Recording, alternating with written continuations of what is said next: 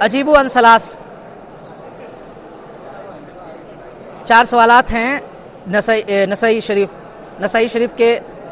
کا جو حصہ ہے، اس میں پرچے میں 2 حصے ہیں، ایک ابن ماجہ والا حصہ ہے اور ایک نسائی والا حصہ ہے۔ ابن ماجہ والا تو ملائیں گے نہیں، نسائی والا جو حصہ ہے وہ اس میں 4 سوالات ہے۔ 4 سوالات میں سے 3 سوالات کے جواب یہ لکھنے ہیں۔ پہلا سوال ہے ما یجوز للمحرم اکلہ من الصید، نمبر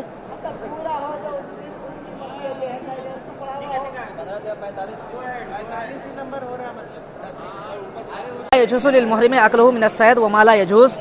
اکتبی بضوء الحدیث، محرم کے لیے شکار میں سے کیا کھانا جائز ہے اور کیا نہیں ہے، اکتبو اسے لکھیں بضوء الحدیث، حدیث پاک کی روشنی میں۔ تو پہلا سوال ہے کہ حدیث پاک کی روشنی میں لکھیں، یہ لکھیں کہ محرم کے لیے کیا کھانا جائز ہے شکار میں سے اور کیا کھانا نہیں جائز ہے، شکار میں سے کیا کھانا جائز ہے اور کیا نہیں جائز ہے، ٹھیک ہے۔ تو شکار کا جو جانور ہوتا ہے اس میں سے کس جانور کا گوشت محرم کے لیے کھانا جائز ہے اور کس جانور کا گوشت، کس شکار کا گوشت کھانا محرم کے لیے جائز نہیں ہے، اس کو لکھنا ہے، اور وہ بھی حدیث پاک کی روشنی میں۔ تو ہم جو نسائی شریف میں جو 2 طرح کا باب جو ہے قائم کیا گیا، ایک باب ہے باب ما یجوز اکلہ من الصید، یہ ایک باب ہے، اس کے بعد ایک باب ما لا یجوز، 2 باب ہے۔ تو دونوں میں 2 طرح کی حدیثیں آئی ہیں، ان احادیث کو پیش کر کے ہم بیان کرتے ہیں۔ ہم احناف کا یہ مذہب ہے کہ محرم اگر شکار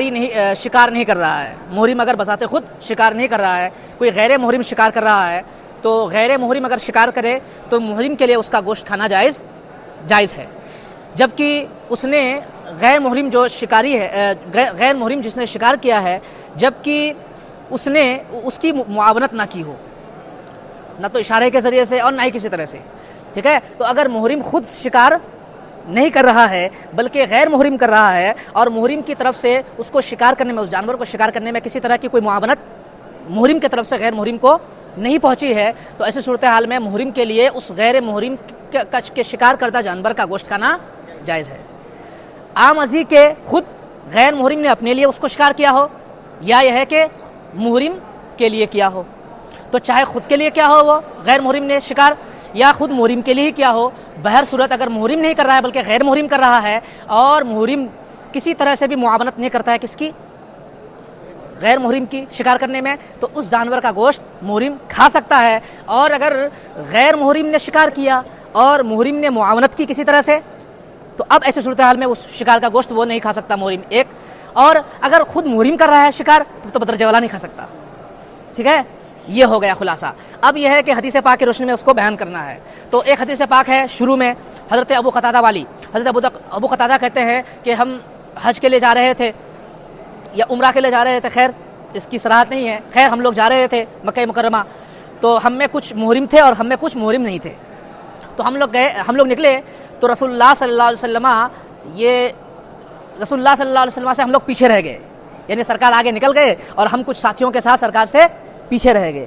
تو رسول اللہ صلی اللہ علیہ وسلم سے ہم پیچھے رہ گئے، تو ایک جگہ ٹھہرے، تو وہاں پر میں نے، حضرت ابو قتادہ کہتے ہیں کہ میں نے نیل گائے دیکھی، وہاں پر غائب کے صیغے کے ساتھ ہے کہ حضرت ابو قتادہ نے ایک نیل گائے دیکھی۔ وہ لوگ ایک جگہ ٹھہر گئے، پیچھے رہ گئے سرکار سے، تو ایک جگہ ٹھہر گئے، اور ان کے جو باقی اصحاب تھے وہ محرم تھے اور حضرت ابو قتادہ غیر محرم تھے، ٹھیک ہے، یہ غیر محرم تھے اور باقی جو ان کے اصحاب تھے وہ محرم تھے۔ تو ایک جگہ ٹھہر گئے، تو وہاں پر انہوں نے حضرت ابو قتادہ نے ایک نیل گائے دیکھی، تو نیل گائے دیکھی تو انہوں نے اپنے ساتھیوں سے جو کہ محرم تھے ان سے ایک کوڑا مانگا کہ مجھے کوڑا دے دیجئے، اٹھا کر کوڑا دے دیجئے تو میں اس نیل گائے کا شکار کر لوں۔ تو ان کے ساتھیوں نے انکار کر دیا چونکہ وہ محرم تھے، ٹھیک ہے۔ پھر انہوں نے کہا کہ نیزہ اٹھا دیجئے، تو نیزہ بھی انہوں نے اٹھا کر نہیں دیا، یہاں تک کہ یہ خود نیزہ اٹھائے اور اٹھانے کے بعد یہ سوار ہوئے، اس کے بعد جا کر کے انہوں نے شکار کیا، اور شکار کرنے کے بعد اس کا گوشت پکایا، تو بعض اصحاب رسول صلی اللہ علیہ وسلم نے گوشت تناول کیا حالانکہ وہ احرام میں تھے۔ اس حدیث پاک سے حناف نے استدلال کیا کہ چونکہ یہاں پر غیر محرم یعنی حضرت ابو قتادہ نے کیا کی، نے شکار کیا، اور ظاہر ہے کہ انہوں نے جو محرم حضرات تھے انہوں نے انکار بھی کر دیا تھا، ان کی اعانت کا انکار بھی کیا کہ کوڑا مانگا تو کوڑا نہیں دیا، اسی طرح سے نیزہ مانگا تو نیزہ بھی نہیں دیا، تو چونکہ معاونت بھی نہیں کی اور ساتھ ہی ساتھ جو ہے یہ غیر محرم تھے حضرت ابو قتادہ اور انہوں نے شکار کیا، تو باقی جو اصحاب تھے ان میں سے کچھ لوگوں نے گوشت کھا لیا۔ یہ الگ بات ہے کہ بعض لوگوں نے نہیں کھایا، لیکن جن لوگوں نے کھایا بعد میں جا کر کے حضرت ابو قتادہ نے سرکار سے مسئلہ پوچھا تو حضور صلی اللہ علیہ وسلم نے فرمایا کہ انما ہی طعمۃ اطعمکم اللہ، کہ یہ ایک کھانا تھا جو اللہ نے تم کو کھلا دیا۔ خیر، تو اس طرح سے چونکہ ان کی معاونت بھی نہیں تھی اور ابو قتادہ جو غیر محرم تھے انہوں نے شکار کیا تھا تو اس کا گوشت کھانا روا ہوا، ٹھیک ہے۔ یہ اس حدیث پاک کی روشنی میں یہ مسئلہ واضح ہو گیا۔ اب یہ ہے کہ محرم اگر خود غیر محرم اگر محرم کے لیے شکار کرتا ہے تو ایسے صورتحال میں اچھا یہ ہاں، لیکن ہاں اگر محرم شکار نہیں کرتا ہے لیکن غیر محرم جو شکار کر رہا ہے اس میں کسی طرح کی معاونت ہے، کسی طرح سے وہ مدد کر رہا ہے، اس کی اشارہ کر رہا ہے، رہنمائی کر رہا ہے یا کسی طرح سے بھی مدد کر رہا ہے، تو ایسے صورتحال میں اگرچہ غیر محرم نے شکار کیا ہو محرم کے لیے کھانا جائز نہیں ہے۔ اس پر دلیل وہ جو باب مالا یجوز ہے، نیچے جو باب ہے اس میں ایک حدیث پاک ہے حضرت صعب بن جسامہ غالباً ہے، تو ان کی روایت ہے کہ انہوں نے سرکار علیہ السلام کی بارگاہ میں ایک یہ شکار کا گوشت ہدیے کے طور پر پیش کیا، یا کوئی جانور ہی تھا شکار کر کے لایا تھا اور سرکار کی بارگاہ میں پیش کیا، تو رسول گرامی وقار صلی اللہ علیہ وسلم نے انکار فرما دیا، ٹھیک ہے۔ رسول اللہ صلی اللہ علیہ وسلم نے انکار فرما دیا اور سرکار نے تناول نہیں فرمایا، ٹھیک ہے۔ تو اس کے بارے میں ہمارے احناف نے فرمایا کہ سرکار نے جو ہے انکار فرمایا، اس کی وجہ دراصل یہ ہے کہ رسول اللہ صلی اللہ علیہ وسلم کو لگا کہ یہ ان کے ساتھیوں کے ساتھ تھے، اگرچہ یہ غیر محرم تھے لیکن یہ اپنے ساتھیوں کے ساتھ تھے، تو ہو سکتا ہے کہ ان کے ساتھیوں نے ان کی امداد کی ہو سکتا ہے ان کے ساتھیوں نے ان کی اعانت کی ہو، تو جب ان کے ساتھی یہ مدد کریں گے تو ظاہر ہے کہ وہ محرم کے لیے گوشت حلال نہیں ہوگا، تو سرکار علیہ السلام نے تناول نہیں فرمایا۔ تو احادیث کی روشنی میں ہمارا یہ جو مسئلہ ہے یہ کیا کھانا جائز ہے محرم کے لیے اور کیا کھانا جائز نہیں ہے یہ ثابت ہو گیا احادیث کی روشنی۔ اب آگے دوسرا والا سوال ہے، ایک حدیث پاک ہے اس کے بارے میں فرماتے ہیں کہ پہلے سوال یہ ہے عرف الاحرام، احرام کی تعریف کریں،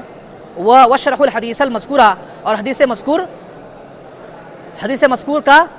کی شرح کریں، وبینوا ما تثبت منہ الاحکام، اور اس سے جو احکام ثابت ہوتے ہیں ان کو بیان کریں۔ حدیث پاک کیا ہے؟ تو حدیث پاک پڑھتے ہیں، عن ابن عمر قال، حضرت عبداللہ ابن عمر نے فرمایا قام رجل، ایک شخص کھڑا ہوا، فقال، اور عرض گزار ہوا، یا رسول اللہ، اے اللہ کے رسول صلی اللہ علیہ وسلم، ماذا تأمرنا ان نلبس من الثياب فی الاحرام، یا رسول اللہ احرام میں کن کپڑوں کے پہننے کی اجازت آپ مرحمت فرماتے ہیں؟ فقال رسول اللہ صلی اللہ علیہ وسلم، تو رسول اللہ صلی اللہ علیہ وسلم نے فرمایا، لا تلبسوا القمیص، قمیص نہ پہنو، ولا سراویلات، اور نہ ہی پاجامہ یہ پہنو، ولا العمائم، اور نہ ہی امامے پہنو، ولا البرانسہ، اور نہ ہی ٹوپیاں پہنو، ولا الخفاف، اور نہ ہی خفین موزے، الا ان یکون احد لیست لہ نعلان، ہاں موزے پہننا یوں تو جائز نہیں ہے حالت احرام میں مگر جس کے نالین نہ ہوں، فل یلبس الخفین ما اسفل من الکعبین، تو وہ خفین پہن لے جبکہ نیچے سے ان خفین کو کاٹ لے، تو جو وہ نالین کی صورت میں نالین کی طرح ہو جائیں گے خفین، تو اب ان کو پہن سکتا ہے۔ ولا تلبسوا شیئا من الثياب مسہ الزعفران والبرص، اور کوئی ایسا کپڑا نہ پہنے کہ جس کو زعفران یا ورس نے مس کیا ہو، ٹھیک ہے، جس میں زعفرانی رنگ سے جو رنگا ہوا ہو اور ورس گھاس جس میں مل لیا گیا ہو، ایسے کپڑے نہ پہنے۔ ولا تنتقب المرأۃ الحرام، اور حرام عورت، محرمہ عورت نقاب اپنے چہرے پر نہ ڈالے۔ ولا تلبسوا القفازین، اور نہ ہی آستانے پہنے، آستانے بھی نہیں پہننے ہیں اور یہ نقاب بھی نہیں ڈالنا ہے۔ یہ حدیث پاک کا ترجمہ ہو گیا، اور اس کے بعد فرمایا کہ عرف الاحرام، احرام کی تعریف کریں۔ اب یہ تعریفات وغیرہ میرے خیال میں دیکھ لیجئے گا، اس میں جو بحر شید وغیرہ ہے دیکھ لیجئے گا، اس میں کافی ہے، تعریفات ہیں، اس کے علاوہ فرائض کیا ہے، اس کے ارکان کیا ہے، شرائط کیا ہے، واجبات ہے، یہ سب تو یاد کرنے کے قبیل سے، جس کو یاد کر لیا جائے۔ بہرحال ہم تھوڑا اس کو بیان کر ہی دیتے ہیں کہ میقات سے کعبہ معظمہ مکہ مکرمہ جانا، یہ میقات سے عمرہ یا حج یا مکہ میں داخل ہونے کی نیت سے مکہ میں داخل ہونے کی نیت سے، یا یہ کہ حج اور صرف داخل ہونے کی نیت سے، میقات سے گزر رہے ہیں تو احرام تو ضروری ہے نا، تو مکہ مکرمہ میں حج یا عمرہ کی نیت سے میقات سے پہلے مکہ مکرمہ جانے کے لیے، حج یا عمرہ کے لیے میقات سے یہ حج اور عمرہ کی نیت سے 2 چادریں جو سلے ہوئے نہ ہوں انہیں ڈال کر کے میقات میں ڈالنا اور حج اور عمرہ کی نیت سے وہاں سے گزرنا، یہ احرام کا مفہوم ہے۔ باقی اس کی جو اصطلاحی تعریف ہے وہ میں دیکھ نہ سکا، میں دیکھا نہیں، تو وہ تو تعریف پہ مل جائیں گے بھارتی شہر میں، دیکھ لیجیے گا۔ تو یہ حدیث پاک کا ترجمہ ہوا، ترجمہ تو نہیں مانگا گیا ہے۔ آگے سوال ہے اصل میں کہ حدیث پاک کی شرح کریں اور جو احکام اس سے ثابت ہوتے ہیں وہ بیان کریں۔ تو شرح کیا؟ شرح تو آپ کر ہی سکتے ہو، شرح میں کیا کرنا ہے؟ واضح کر دینا ہے اس کو، بالکل آسان الفاظ میں کیا بتانا چاہ رہے ہیں اس کو بیان کرنا ہے، یہ تو بیان کر ہی سکتے ہیں۔ احکام کیا اس سے ثابت ہوتے ہیں یہ بیان کر دیتے ہیں۔ خیر، حضرت عبداللہ ابن عمر فرماتے ہیں، اس کی مختصر توضیح اور مختصر شرح یہ ہے کہ حضرت عبداللہ ابن عمر فرماتے ہیں کہ رسول اللہ صلی اللہ علیہ وسلم یہ غالباً میدان عرفات میں تھے، تو ایک شخص آیا اور عرض گزار ہو، یا رسول اللہ صلی اللہ علیہ وسلم ہم حالت احرام میں ہوتے ہیں تو ہمارے لیے کون سے کپڑے پہننا حلال ہے اور کون سے کپڑے پہننا یہ حلال نہیں ہے، جائز نہیں ہے۔ تو رسول اللہ صلی اللہ علیہ وسلم نے بجائے اس کے کہ یہ فرماتے کہ فلاں فلاں کپڑے پہننا تمہارے لیے حلال ہے، فلاں فلاں کپڑے پہننا جائز ہے، بجائے اس کے کہ یہ فرماتے، آپ نے فرمایا کہ فلاں فلاں کپڑے ایسے ہیں جنہیں تم نہیں پہن سکتے، اس کے ماں سوا جتنے بھی کپڑے ہیں سب تم پہن سکتے ہو، تو فلاں فلاں طرح کے جو لباس ہیں یہ تم نہیں پہن سکتے، باقی جتنے طرح کے بھی لباس ہیں باقی سب کی اجازت ہے۔ اس سے یہ سرکار نے یہ بتا دیا کہ جو حرام چیزیں ہیں وہ بہت محدود ہیں، تو شریعت کے بتانے پر ہی حرام ہوتی ہیں، اور حلال تو ساری چیزیں ہیں، تو جب تک حرمت کی دلیل کسی چیز پر وارد نہیں ہوئی ہے تب تک وہ حلال ہے۔ تو جو حرام چیزیں ہیں وہ یہ ہیں، ٹھیک ہے، تو حرام محدود ہیں، تو حرام جو چیزیں ہیں ان کو بیان فرما دیا، اور باقی ساری چیزیں حلال ہیں۔ تو حضور نے فرمایا کہ اس شخص کے سوال کے جواب میں فرمایا کہ سلے ہوئے کپڑے نہیں پہننا ہے، سلے ہوئے کپڑوں کی تفصیل بیان فرمائی، اور فرمایا کہ سلے ہوئے کپڑوں میں کیا ہے، یہ تو قمیص ہے، قمیص نہیں پہننا ہے، اس طرح سے پاجامہ ہوتا ہے، پاجامہ بھی نہیں پہننا ہے، اس طرح سے امامہ شریف ہے تو سر کو چونکہ نہیں ڈھکنا ہے تو سر کو ڈھکنا ہی نہیں ہے تو امامہ شریف بھی ممنوع ہوگا۔ اسی طرح سے کیا کہتے ہیں اس کو، ٹوپی بھی چونکہ سر کو چھپا دیتی ہے تو اس کو بھی نہیں پہننا ہے۔ اسی طرح سے سرکار نے فرمایا کہ موزے چونکہ سلے ہوئے ہوتے ہیں اور ٹخنوں کو چھپا لیتے ہیں، اس لیے موزوں کو بھی نہیں پہننا ہے۔ ہاں، اگر موزے نہ ہو کسی کے پاس بحالت مجبوری، اگر کسی کے پاس کسی کو مجبوری لاحق ہے کہ اس کے پاس موزے ہے ہی نہیں، تو اب اگر یہ میں کچھ الگ نہیں بولا، نالین اگر کسی کے پاس نہیں ہے تو ایسے صورتحال میں چونکہ مجبوری ہے تو ایسے صورتحال میں اگر خفین ہیں تو خفین کی اجازت ہے، لیکن ایسے نہیں، بلکہ خفین کو کاٹ کر کے ٹخنوں کے نیچے اس کو کاٹ کر کے نالین کی شکل کر لے، ٹھیک ہے، نالین کی طرح کر لے اور اس طرح سے وہ پہن سکتا ہے۔ یہ ہو گئی اس کی مختصر وضاحت۔ اور مزید سرکار نے فرمایا کہ ہاں، عورتیں نقاب بھی نہ ڈالیں، عورتیں اگر حالت احرام میں ہوں تو وہ نقاب بھی نہ ڈالیں چہرے پر، چونکہ چہرے کو ڈھکنا بھی منع ہے، اور ساتھ ہی ساتھ جو دستانے ہوتے ہیں دستانے بھی نہ لگائے، ٹھیک ہے۔ یہ اس حدیث کی مختصر وضاحت ہو گئی۔ اب فرمایا کہ اس سے احکام جو ثابت ہوتے ہیں وہ بیان کریں۔ تو اس سے سب سے پہلا جو یہ مسئلہ نکلتا ہے وہ یہی حکم جو ہے وہ یہی ہے کہ احرام میں عام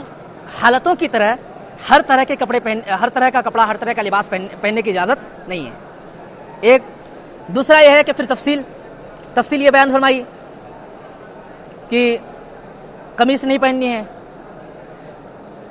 پاجامہ نہیں پہننا ہے، پاجامہ بھی نہیں پہن سکتے ہیں، امامے بھی نہیں لگا سکتے ہیں، امامہ بھی نہیں باندھ سکتے ہیں، اسی طرح سے ٹوپیاں بھی نہیں باندھ سکتے ہیں، اور موزے بھی نہیں پہن سکتے ہیں۔ ہاں، اگر موزے نہ ہوں تو نالین کی اجازت ہے، اگر نالین نہ ہو تو موزوں کی اجازت ہے، لیکن اس حال میں کہ جب اس صورت میں جب کہ موزے کاٹ لے ٹخنوں سے نیچے۔ اور اسی طرح سے عورتیں نقاب بھی نہیں ڈالیں گی ایک، اور اس کے بعد پھر یہ دستانے بھی نہیں پہنیں گی۔ یہ الگ الگ طرح کے مسائل ہیں، آپ نکال لیجیے گا، نمبر ڈال کر کے اس کو بیان کر دیجیے گا۔ سوال نمبر 3، حل یجوز النکاح للمحرم، کیا محرم کے لیے نکاح حلال ہے؟ اسبتو بدلیل دلیل سے ثابت کریں، اسبتو بالحدیث حدیث سے ثابت کریں، ومل جواب عن قول نبی صلی اللہ علیہ وسلم لا ينكح المحرم ولا يخطب، اور کیا جواب ہوگا رسول گرامی وقار صلی اللہ علیہ وسلم کے اس ارشاد کا کہ نہ تو محرم نکاح کرے ولا يخطب، اور نہ ہی نکاح کا پیغام دے۔ تو کیا محرم کے لیے نکاح حلال ہے، جائز ہے؟ حدیث سے ثابت کریں۔ تو حدیث ہے حضرت عبداللہ بن عباس رضی اللہ تعالیٰ عنہ کی حدیث ہے کہ تزوج نبی صلی اللہ علیہ وسلم میمونہ وہوا محرم، کہ رسول اللہ صلی اللہ علیہ وسلم نے حضرت میمونہ رضی اللہ تعالیٰ عنہ سے نکاح کیا اس حال میں کہ آپ محرم تھے۔ تو حالت احرام میں سرکار نے یہ حضرت میمونہ رضی اللہ تعالیٰ عنہ سے نکاح فرمایا، تو اس سے ثابت ہوا کہ حالت احرام میں نکاح کیا جا سکتا ہے، جائز ہے، اس میں کوئی قباحت نہیں۔ یہی ہمارے احناف کا موقف ہے، مذہب ہے، حدیث سے ثابت ہو گیا۔ اب آگے فرمایا کہ پھر اگر نکاح حلال ہے، جائز ہے، تو پھر سرکار نے جو فرمایا ہے لا ينكح ولا يخطب، اس کا کیا جواب ہوگا؟ سرکار نے صاف لفظوں میں فرمایا ہے لا ينكح ولا يخطب ولا ينكح، نہ تو نکاح کرے نہ نکاح کا پیغام دے، ولا ينكح، اور اگر مولوی ہے تو نہ تو غیر کسی کا نکاح کرائے، کچھ نہ کرے، نہ نکاح کرے نہ نکاح کا پیغام دے اور نہ ہی نکاح پڑھائے، کچھ نہیں کرنا ہے احرام میں، حالت احرام میں۔ اس کا کیا جواب ہوگا؟ تو اب آپ یہاں کہہ سکتے ہیں کہ نکاح بمانا ہوتی، تو وہ ہو ہی نہیں سکتا، چونکہ آگے لا ينكح بھی نکاح پڑھانا ہے، تو اس میں کیا معنی لیں گے؟ تو غلط معنی ہو جائے گا۔ دوسرا یہ کہ لا يخطب، خطبہ یہ نکاح کا پیغام دینا، یہ بتاتا ہے کہ یہاں پر ظاہر ہے کہ نکاح مراد نکاح اصطلاحی مراد ہے، یہاں پر نکاح لغوی یعنی وطی مراد نہیں ہو سکتا، ہوتی تو وطی مراد یہاں نہیں ہو سکتی۔ تو اب یہاں اس حدیث پاکہ کیا جواب ہوگا؟ تو اس کا جواب یہ دیا گیا ہے ہماری طرف سے کہ یہ جو نہیں ہے، نہیں یہ تنزیہ ہے، نہیں یہ تحریم نہیں ہے۔ سرکار نے جو یہ فرمایا کہ نہ تو محرم نکاح کرے گا، نہ ہی محرم نکاح کا پیغام دے گا، اور نہ ہی محرم نکاح کرائے گا، تو یہ جو سرکار نے فرمایا ہے یہ نہیں یہ تحریم نہیں ہے کہ حرام ہے، یہ کر ہی نہیں سکتا، یہ نہیں یہ تنزیہ ہے۔ نہیں یہ تنزیہ کیوں؟ نہیں یہ تنزیہ یہ کہ اگر کوئی حالت احرام میں نکاح کرے گا، نکاح تو جائز ہے، لیکن نکاح جب کرے گا تو نکاح کے بعد یہ وطی وغیرہ بھی ہو سکتا ہے کہ اپنے نفس پر کنٹرول نہ ہو چکے، نکاح ہو چکا ہے تو نکاح کے بعد خطرہ ہے، نکاح کا پیغام دے گا پھر بھی خطرہ ہے، کچھ نہ کچھ خطرہ رہتا ہے اس میں بھی، تو نکاح والا معاملہ لائے ہی نہیں ہے اس میں، بہتر ہے یہ حالت احرام میں ہے تو جس کام کے لیے گیا ہے وہ کام کرے، نہ تو نکاح کرے اور نہ ہی نکاح کا پیغام دے۔ کیوں؟ اس لیے اگر نکاح کا پیغام دے تو ہو سکتا ہے کہ دل بٹے، نکاح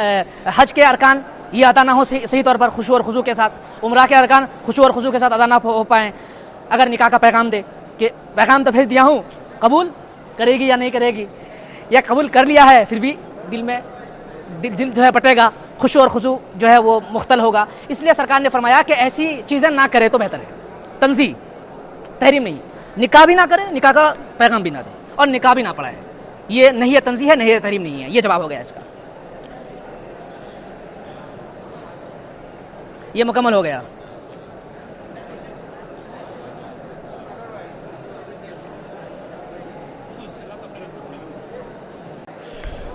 دیکھیے